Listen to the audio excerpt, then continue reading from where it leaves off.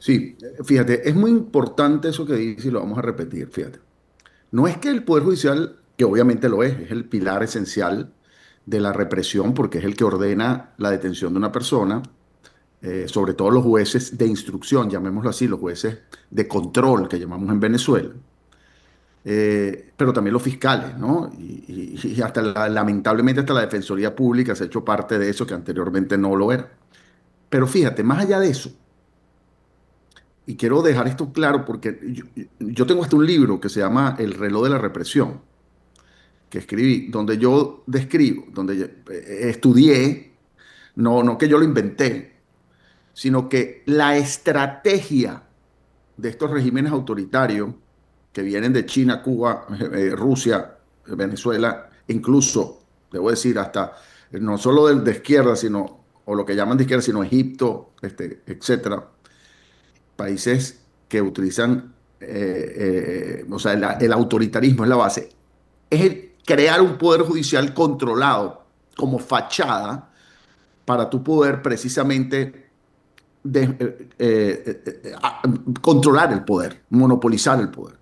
La esencia, la estrategia es precisamente inicial, es el control del poder judicial. Y por eso tú ves, y menos mal que esto se ha venido, vamos, esperemos que esto se vaya solventando, por eso tú ves que, por ejemplo, en Venezuela pasamos a tener un Tribunal Supremo que era de 20 personas, después 32, después 20 otra vez, después, y tú dices, ¿por qué esa? Y la gente no le pone atención, pero es que, ¿qué hace? Bueno, mira, cuando Chávez quería desmontar y controlar el Poder Judicial, aumentó el número de magistrados para meter gente de él y establecer una balanza de poder. Y después, cuando ya no les convenía a esta gente, redujeron para establecer una balanza de poder a 20. ¿Por qué? Porque tú necesitas unas personas que tú le ordenes y le digas, mira, ponga preso a fulano, pero no solo eso, anule o no anule elecciones, o tome o no tome en cuenta un recurso de nulidad por inconstitucional de una ley, por ejemplo, la ley del odio, no, mira, apruébamela, ¿verdad? Para tú poder controlar el poder. Y ante el mundo, tú no tienes a un dictador que dice preso, libre, que al final eso es lo que ocurre. Si no tienes un supuesto poder judicial que vas a decir siempre, como lo decía, como lo ha dicho los representantes del gobierno constantemente, que bueno, eso es el poder judicial, que es independiente, que tomó la decisión, yo no tengo nada que ver con eso, no. Entonces tú vas a presentar eso como fachada, pero al final sabes perfectamente y todos sabemos que el Poder Judicial reciben los jueces, ha ocurrido órdenes de que, mira, no permitan la defensa de esta persona, no permitan a los abogados del foro penal que accedan a este expediente. Y hay una persona que está ordenando. Pero además de eso, y eso ya anteriormente, fíjate, yo que llevo, como tú sabes, más de 20, bueno, ya más de 25 años, ya casi 30 años en esto, ¿no? Defendiendo gente, sobre todo en estos temas de derechos humanos, aunque llevo bastante más como abogado. Pero ahí donde tú anteriormente, por ejemplo, tú tenías algún tipo de, y estoy hablando del año 2002, tú tenías algún tipo de posibilidad de ir a un tribunal y, bueno, que funcionaban ineficientemente, sí, ¿no? Pero de alguna manera había un tipo como de independencia, bueno, y había una ideología. Entonces tú, bueno, yo no, yo voy no voy a estar en contra del presidente Chávez en su oportunidad, pero no había, pero anteriormente los jueces llamaban, no digamos, para por lo menos preguntar a ver qué decisión tomaba, que eso marcaba que no había independencia. Pero Así ahorita es. no, ahora es que el juez no hace nada si no lo llaman a que haga. Y debo decirlo, y te lo dicen, que es lo peor, te lo dicen en tribunales. O sea, No, un mire, juez usted, te dice, compadre, yo no puedo hacer nada. A mí me dijeron que esto iba para acá. esto es un caso político, fíjate. Te voy a hablar del caso de Igbermarín Chaparro. Hablando entonces del sistema judicial, que obviamente para no extender, para no tampoco, para responder concretamente, es obligatorio que tengamos un poder judicial independiente primero para que no se utilice, porque hoy día, repito, no es que el poder judicial no funciona o funciona ineficientemente como en otros países y por eso es que hay presos políticos. No, no, no. Es que el Poder Judicial es una maquinaria que se ha utilizado para la persecución política y funciona muy eficientemente para perseguir políticamente. Tanto el juez de instrucción, el juez de control puesto por no sé quién, que no es, que nadie lo conoce, o sea, no es una persona, y lo pusieron ahí para que tomara una decisión. Obviamente el Tribunal Supremo de Justicia que se ha convertido no en un tribunal donde hay una persona que debe ser una persona que tú digas, este fue un profesor universitario, o este fue un gran abogado con una reputación enorme y que esa persona debe ser la que toma la decisión. Eso no existe en Venezuela. ¿Y No. por qué es tan esencial? Primero, para que no persigan, es decir, para que no tener estos agentes de represión que todavía existen en Venezuela, pero por el otro lado, para la seguridad jurídica, para, por ejemplo, la inversión. Que tú eres, ponte tú tienes una empresa extranjera y quieres invertir no sé cuántos millones de que lo que sea, en la industria petrolera, en la industria de lo que sea, de electricidad. Tú no puedes contar, que es lo que se cuenta ahorita, eternamente, porque lamentablemente así funcionan estos países como el nuestro, ¿no? Y así funciona mucho el venezolano, ¿no? Que esa cultura también hay que cambiarla. Tú no puedes contar con que, voy a llamar al amigo mío o voy a llamar a Delcy para que me solvente el problema, porque así funciona. Porque si el Poder Judicial, para que me solvente un problema, digo jurídico, por ejemplo, oye, no te pagaron un dinero, el Estado te debe un dinero por lo que le vendiste, por las cuestiones eléctricas, por Sí, la entonces yo infraestructura. en vez de ir al Poder Judicial a meter un recurso para que me paguen mi plata, no, yo llamo a un amigo que tengo en el ministerio o llamo al ministro. Eso no puede ser. Y eso es lo que hace un Poder Judicial independiente y justo, donde tú solventar los conflictos de manera tal que democráticamente y pacíficamente la persona logre, por ejemplo, obtener un pago. Y que no tengas tú que llamar, porque eso es absolutamente desigual. O sea, entonces, el que tenga el amigo, ¿verdad? En el gobierno es el que solventa el problema, pero el que no tenga el amigo que es una empresa responsable, ¿verdad? Y eficiente. Ese no tiene cómo solventar el problema porque no tiene el amigo y cuando vas al Poder Judicial, el Poder Judicial depende precisamente de que el amigo que tú tienes llame y diga, miren, la decisión que vas a tomar es esta. No le pagues, no decidas en favor de esa persona a pesar de que tenga la razón porque no me da la gana. O sea, eso no puede pasar. Entonces, por eso es tan importante.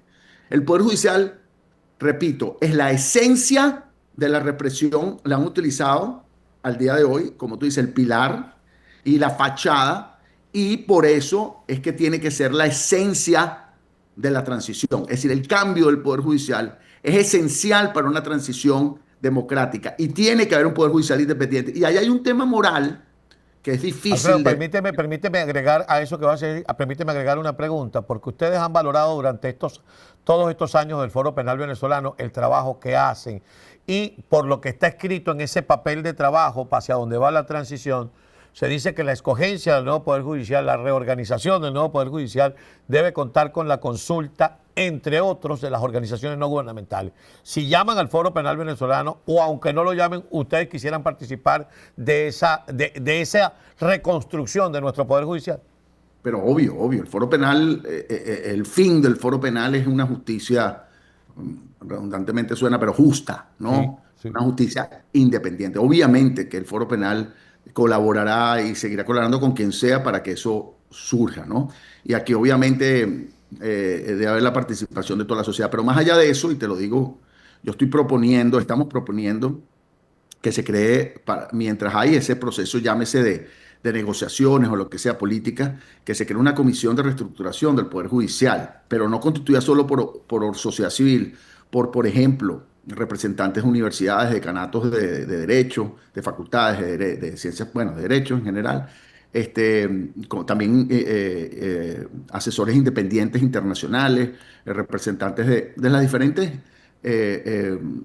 grupos sociales. Yo creo que eso es fundamental y ojalá de ahí partir para precisamente no solo pues, establecer pues, esquemas hasta de concurso para que jueces entren en la carrera judicial de una manera pues lógica, porque no solo es que necesitas un juez independiente, aunque eso es lo más importante, o por lo menos tener jueces independientes, así sean muy malos, pues no sepan de derecho, por lo menos tienes un avance, pero obviamente requieres ese otro componente también. Requieres un componente de absoluta independencia, un componente obviamente de conocimiento técnico pues, del juez y un componente moral, ¿no?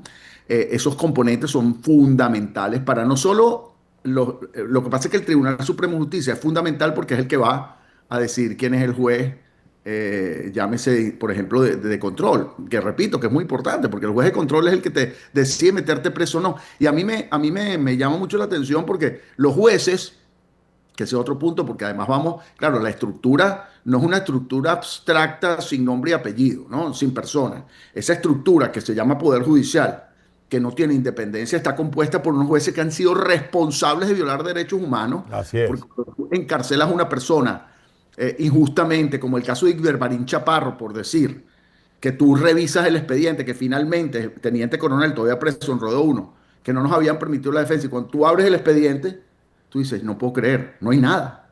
O sea, ¿cómo esta persona está presa por una supuesta rebelión basada en un comentario o alguien supuesta, de una investigación del DGCIM, y no hay nada, cero?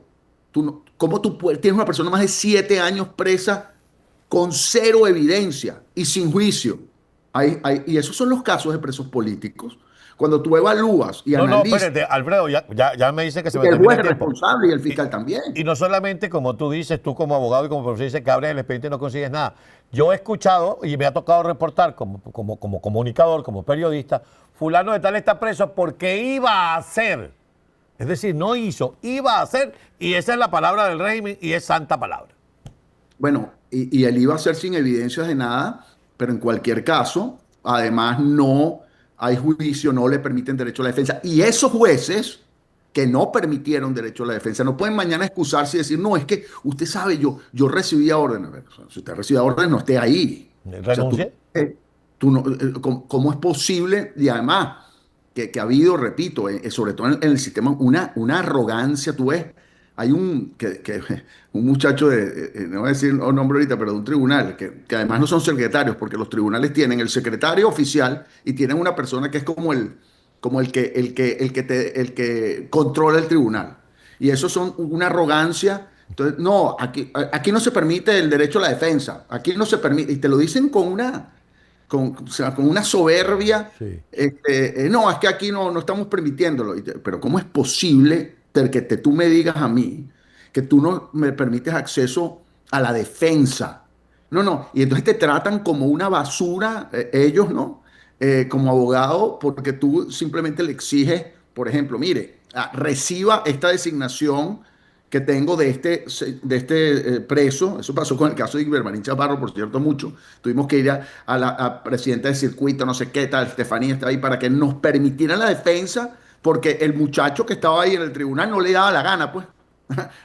Porque entonces esos son ¿No? Y responsables. además porque le llamaron por teléfono y si por ahí va el foro penal venezolano no lo dejen ni entrar. Pero ellos se creen tratando de buscar, porque además a todas estas ha habido premios por arbitrariedad y por violar los derechos humanos. Quiero decir, un juez que encarcela, por ejemplo, a la doctora María Lourdes Afines, esa juez termina siendo, ¿cómo se llama?, promovida. Sí. Y así tienes un fiscal que torturó, que decidió, ese termina siendo promovido. Un militar que agredió, que mató gente o que agredió. Ese está en la próxima lista de ascenso, sí. Entonces aquí la gente busca estos personas que son indignas dentro del Poder Judicial, o sea, que es que, como te digo, es los que han empobrecido y han oscurecido, embasurado por completo el Poder Judicial. Esas personas se creen en la cultura de la arbitrariedad, y porque saben que esa cultura, que ellos son parte de la misma, porque son Ujú. esas manzanas podridas.